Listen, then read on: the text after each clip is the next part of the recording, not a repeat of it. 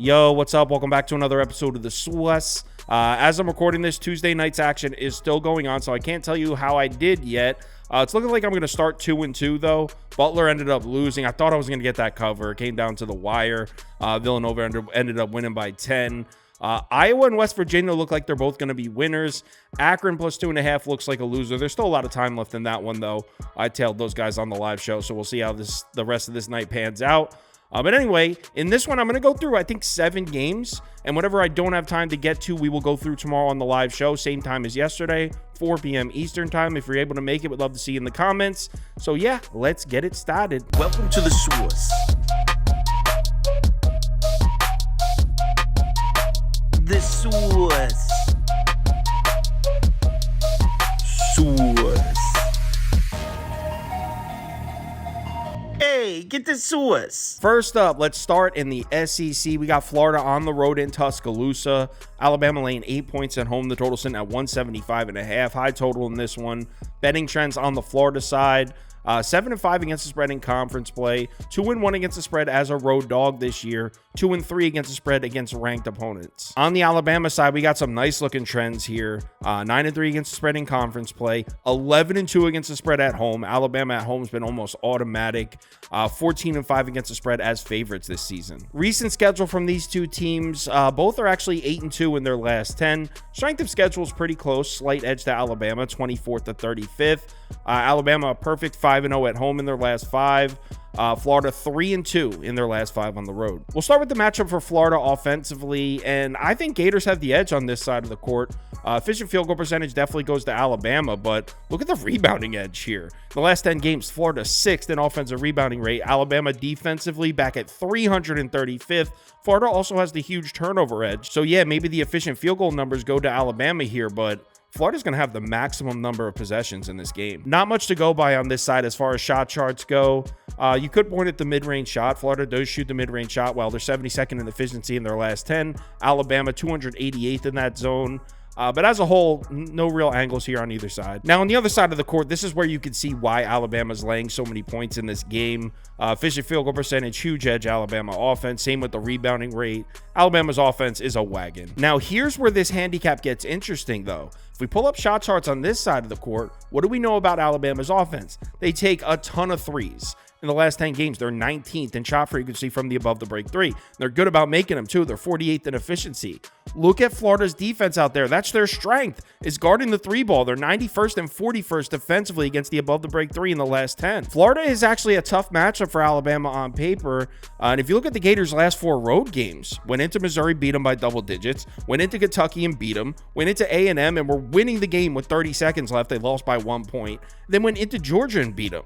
I don't feel comfortable laying 8 points to this Florida team, especially when I like the matchup on paper. It's crazy to even consider fading Alabama at home. I've been backing Alabama at home almost blindly, but I'm going to go the other way on this one. Florida plus 8. I actually see an 8.5 open. I'm going to grab it. Next game. ACC up next. We got Duke on the road at Miami. Canes catching 5.5 points at home. The total sitting at 150.5. Betting trends on the Duke side. 3-4-1 against the spread on the road this year. 7-6-1 against the spread in ACC play. 10-9 against the spread after a win. On the Canes side, Miami 2-0 against the spread as home dogs. 4-5-1 against the spread as underdogs. 6-7-2 against the spread in conference play. If you look at the recent schedules for these two teams, obviously Duke's been a lot more impressive than Miami. 8-2 in their last 10, 3-1 in their last 4 on the road. Miami's 3-7 in their last 10, 2-2 in their last 4 at home. We do have to point out, though, strength of schedule. Miami's actually played a stronger schedule than Duke. In their last 10, they're 49th. Duke is 88th. We'll start with the matchup for Duke's offense, and I mean, Duke with the clear-cut edge here across the board. Efficient field goal percentage, 61st to 254th. I mean, turnover edge, huge in favor of Duke. I mean, this is just a huge mismatch here. If we take a look at the shot charts, I mean, 2 major zones where Duke should just annihilate Miami. At the rim in the above the break 3. You can see Duke 24th shooting the above the break 3 efficiency wise. They're also pretty good at the basket as well. Miami defensively 307 217th at the rim, 284th against the above the break three. On the other side of the court, we got Miami's offense, and shocker, edge goes to Duke again, pretty much across the board here. Efficient field goal percentage, Duke has the huge rebounding edge. This is quite the mismatch here. We can pull up the shot charts for Miami's offense, but I mean, I'm having trouble finding a place where Miami's going to score points here. Like I said, Duke's got the clear-cut advantage pretty much across the board. As far as betting this game, I don't see any reason to take Miami. A little worried that Duke's played a little bit of an easy schedule recently, but there's no way I would take Miami. I'll say Duke or pass. I don't feel too strongly about this one. I want to get some other people's opinions before I place a bet, but yeah, I'll definitely be leaning towards Duke. Next game, Dayton's on the road at George Mason. George Mason catching 2.5 points at home. The total sitting at 134. Betting trends on the Dayton side: 5-2-1 against the spread on the road this year. 7-6 against the spread in conference play. 10-10 against the spread as favorites this season. On the George Mason side, 7-5-1 against the spread at home this season. 10-5 against the spread coming off a win. 14-9-1 against the spread on this season as a whole. If we take a look at the recent schedules for these two teams, it may look like Dayton has the huge edge here. I mean, 8-2 in their last 10. But if you look closer, they're just 2-2 in their last 4 on the road. George Mason 4-6 in their last 10, but they're 3-2 in their last 5 at home. And look at the strength of schedule, 47th to 95th. So George Mason has played a significantly stronger schedule than Dayton has in the last 10. We'll start by taking a look at this matchup for Dayton offensively. And based on these surface level numbers, you'd have to give the edge to Dayton. I mean, 37th in efficient field goal percentage compared to 177th. George Mason does have the rebounding edge, but turnovers go right back to Dayton. Now, keep in mind, these numbers are from the last 10 games, and we just covered how George Mason's played a much stronger schedule, so their numbers may be skewed a bit. Another thing to consider here, Dayton's offense hasn't been nearly as good on the road this season. In fact, they're averaging almost a full 10 points per game less on the road. You can see at home, they're averaging 77.6 points per game. On the road, 68.3 points per game. That being said, there are some numbers here that scare the shit out of me as far as George Mason's concerned. Dayton, 32nd and above the break three frequency in the last 10. They've been taking a lot of threes, 129th in efficiency, so they've been hitting them too. Look at George Mason's defensive numbers against the above the break three in the last 10. 337th in frequency, so they're giving up a ton of attempts, and 280th in efficiency, so opponents have been sinking them too. Now, on the other side of the court, we got George Mason's offense. You'd probably have to give the edge to Dayton on this side of the court as well, even with the strength of schedule considered. Efficient field goal percentage, 47th to 156th. Rebounding edge goes to Dayton. I mean, George Mason has the slight turnover edge, but again, the advantage probably goes to Dayton here. But just like Dayton, George Mason has some significant home away splits here. Look at their efficient field goal percentage. On the road this season, 50.3%. That's 131st in the country. At home, 55.8%, which is 56th in the country. So George Mason's offense has been much better at home. And to take it a step further, let's pull up the shot charts for George Mason's offense here. You can see they're actually really efficient shooting the ball from the mid-range. 95th in the paint, so that's a short mid-range shot. 86 from the long mid-range shot. Look at Dayton's defensive numbers in the last 10 games against those two shots. 317th and 229th. So as much as I think Dayton's the much stronger team here, I actually see some nice angles here for George Mason. This line feels a little short too. This might be a nice spot to fade Dayton. Give me George Mason plus 2.5 next game. SEC up next. We got Ole Miss on the road at Mississippi State. Bulldogs laying 6.5 points at home. The total sitting at 142.5. Betting trends on the Ole Miss side: 3-5 against the spread on the road this year, 6-6 against the spread in conference play, 4-5 against the spread on equal rest. On the Mississippi State side, 5-6-1 against the spread at home, 7-9 against the spread coming off a win, 4-7-1 against the spread in conference play this year. If we pull up the recent schedules for both teams, both these teams are actually 5-5 in their last 10, both of them. Strength of schedule numbers are actually close as well, 50th to 41st. But look at the home and away. Mississippi State 4-1 in their last 5 at home. Ole Miss 1-4 in their last 5 on the road. We'll start with the matchup for the Rebel offense, and Mississippi State's defense definitely has the edge on this side of the court. Bulldogs 126 in efficient field goal percentage compared to 246 for Ole Miss. Rebounding is kind of close, and actually Ole Miss has the turnover edge, but we know efficient field goal percentage is the most important stat category here, and Mississippi State has the clear-cut edge with the similar strength of schedule. Couldn't really find any angles on the shot charts here. I mean, maybe you could point at the jump shooting for Ole Miss, the long mid-range shot, the above the break three, but as a whole, Mississippi State's defense is going to be a really tough matchup for Ole Miss offensively. On the other side of the court, we got Mississippi State's offense, and they have the edge on this side of the court as well. Efficient field goal percentage isn't too bad, 224 to 297, but look at the rebounding edge here. 20th in offensive rebounding rate in the last 10 to 325th defensively. So Mississippi State should have plenty of second chance opportunities. Might have some problems protecting the basketball though. 229th in turnover rate compared to 88th for Ole Miss in forced turnover rate. But when we look at the shot charts on this side, I like this matchup here for Mississippi State.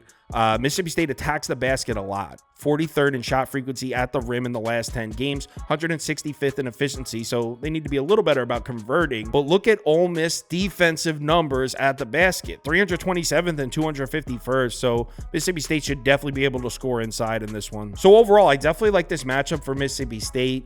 And then you add on the fact that there's a revenge angle here. These two teams already played back on January 30th. Mississippi State went on the road, lost that game 86-82. Now they're back at home. I think they get them back here. So I'm down to lay it. Give me Mississippi State -6.5. Don't love the line, but truly think that's the side to be on. Next game. Clemson on the road at Georgia Tech. Georgia Tech catching 6.5 points at home, total sitting at 145.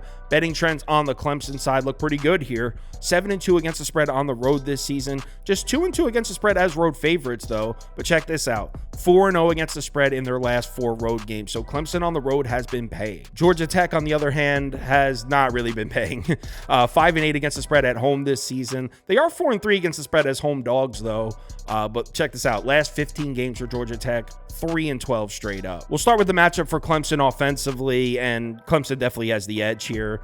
The efficient field goal percentage actually slightly goes to Georgia Tech, but look at the other numbers. Rebounding, turnovers, free throw rate. I mean, it's not even close. Clemson offense definitely has the edge here as far as the surface level numbers. Now, when we take a look at the shot chart here, look at all the shooting from 8 feet and out.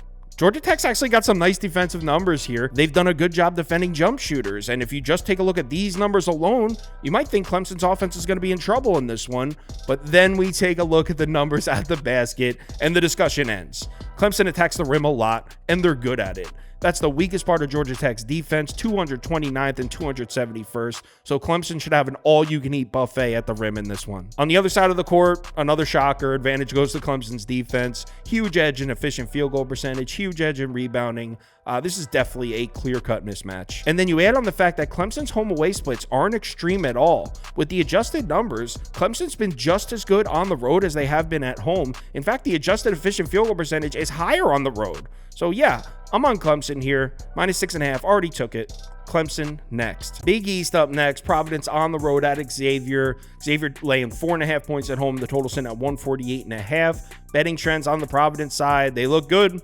6-2 against the spread on the road this year, Providence. 6-2 against the spread in their last 8 overall. 5-2 against the spread as road dogs. On the Musketeer side, Xavier 8-7 against the spread at home this year. 7-5 against the spread as home favorites, but 2-4 against the spread in their last 6 overall. So Xavier's been on a bit of a skid. If we pull up the recent schedules for these two teams, they're both 6-4 in their last 10, but Xavier 4-1 in their last 5 at home. Providence 1-4 in their last 5 on the road. And look at the strength of schedule numbers. Pretty significant edge here for Xavier, 84th to 153rd. We'll start with the matchup for Providence offensively. And these surface level numbers, you got to give the edge to Providence, but you got to keep in mind they've played a much easier schedule in the last 10, and that's where these numbers are from.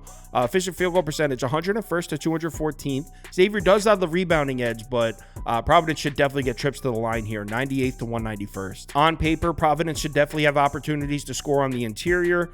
They've been pretty efficient scoring down there at the basket. Xavier defensively just okay down there. I mean, not terrible. 180th at the rim, 182nd against the short mid-range shot. And if we pull up the three-point shooting, you can see Providence has been taking a lot of threes in the last 10. 31.3% of their attempts in that span have come from above the break. Look at Xavier's defensive efficiency numbers there in that span, 319th. The only argument you can make for Xavier on this side of the court is basically home-away splits. This actually applies for both teams. Providence adjusted offensive efficiency, 110.9 points per 100 possessions at home, a full 7 points less on the road.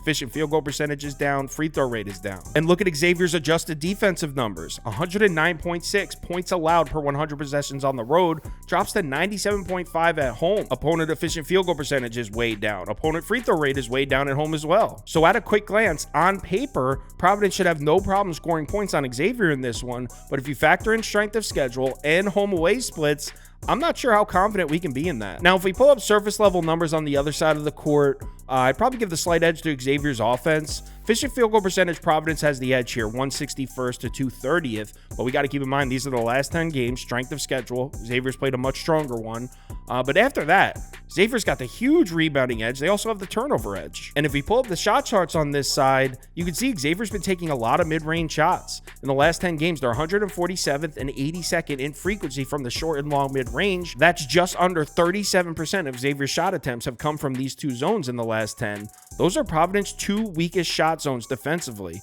313th and 277th. So at first glance, it may look like Providence has to be the move here with a line like 4.5, but I like the matchup for Xavier, and I think I'm down to lay it here. I haven't bet this one yet, but give me Musketeers minus 4.5 next game. Kentucky on the road at LSU. LSU catching 4.5 points at home. The total sitting at 165.5.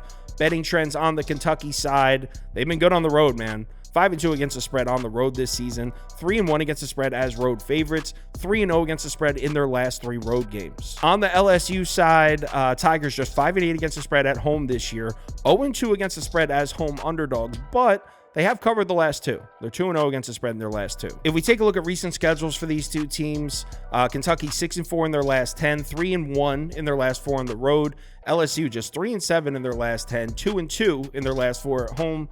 Strength of schedule, pretty much even. LSU's 12th, Kentucky 18th. We'll start with the matchup for Kentucky's offense, and they have the huge edge here. It's not even close. Efficient field goal percentage, 33rd to 257th. They also have a huge rebounding edge, huge turnover edge. I mean, this is a complete and utter mismatch on this side of the court. That being said, as far as the shot zones go, it's not completely terrible for LSU's defense. Despite really struggling on the defensive end, they've actually done a decent job protecting the rim, 98th in efficiency. They've struggled against the short mid-range shot, but as a whole, LSU's defensive numbers aren't that terrible inside the three-point line. Where LSU struggles defensively is the three ball. They're 306th in defensive efficiency against the above the break 3 in the last 10. But look at Kentucky's frequency numbers. They're not really shooting that many threes. In the last 10 games, just 32.9% of Kentucky's shot attempts have come from 3. That's not a lot. 256th and 248th in the country. Overall, on this side of the court, Kentucky's offense should completely smoke LSU's defense, but maybe it's not quite as insane of a mismatch as we originally thought. Now, when we flip it over to the other side and look at LSU's offense, you can definitely find angles for the Tigers here. LSU's offense might have the edge here as far as surface level numbers go. Efficient field goal percentage numbers are close, but LSU's got the huge rebounding edge, huge turnover edge, and the huge edge in free throw rate as well. Here's where I'm a little held up, though, as far as the LSU offense. Where are they going to score from? LSU's been very efficient shooting the 3 ball, but guarding the 3-point shot has been Kentucky's only defensive strength. In the last 10, they're 126th and 89th in the 2 3-point zones. Kentucky defensively has been really vulnerable at the rim, but look at LSU's offensive numbers. They've been terrible at the basket. 302nd at the rim, 328th in the paint. So yeah, there are definitely positive angles for LSU's offense here. They should get offensive rebounds. They shouldn't turn the ball over. They should get to the free throw line. But all in all, I mean, in order to win basketball games and cover numbers, you have to make shots. And I just don't know where the shot making's coming from. I mean, they're going to be really relying on the 3 ball here, which is why I'm really having a tough time getting there for LSU.